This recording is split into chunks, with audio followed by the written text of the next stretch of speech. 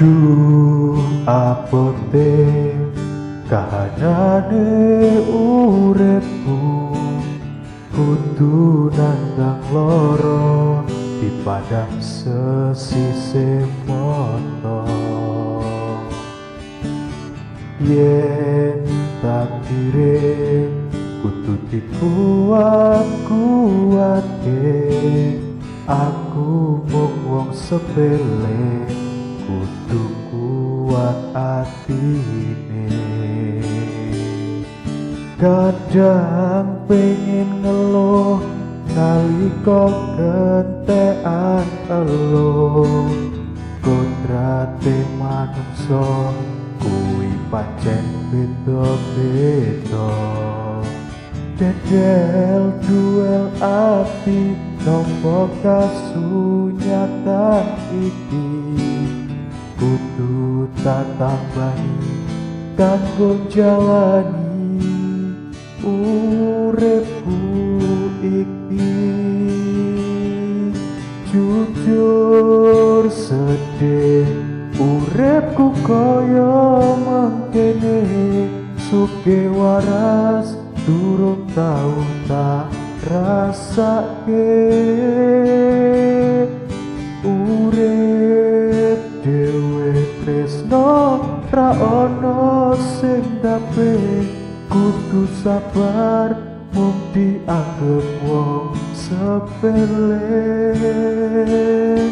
Mlakuwe kadang kesandung, ora ono sing nulung, tangise ning ati ra iso tak bendung.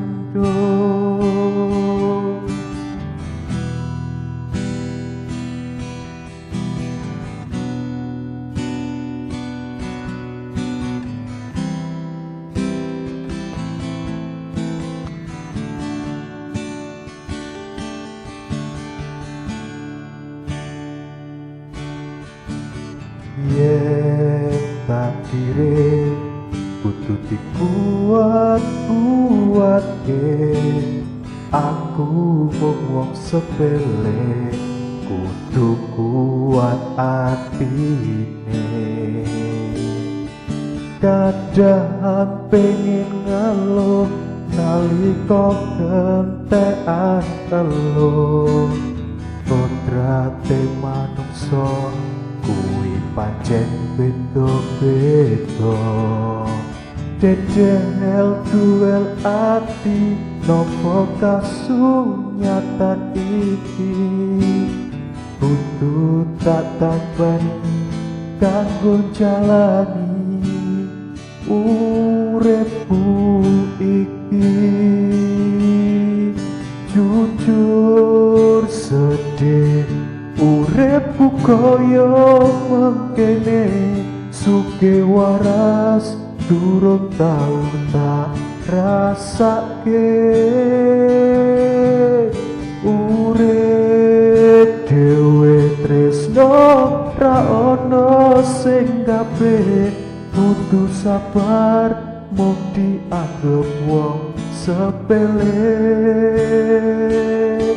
Mlakuwe kadang kesandung, ora ono sing nulung, tangise ning ati ra iso tak bendung.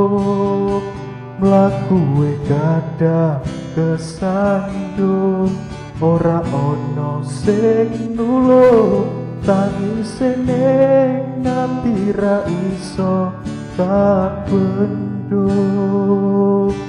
Aku pancen wong sepele, nanging bakal tak buktekke dadi wong aja seneng nyepelekke.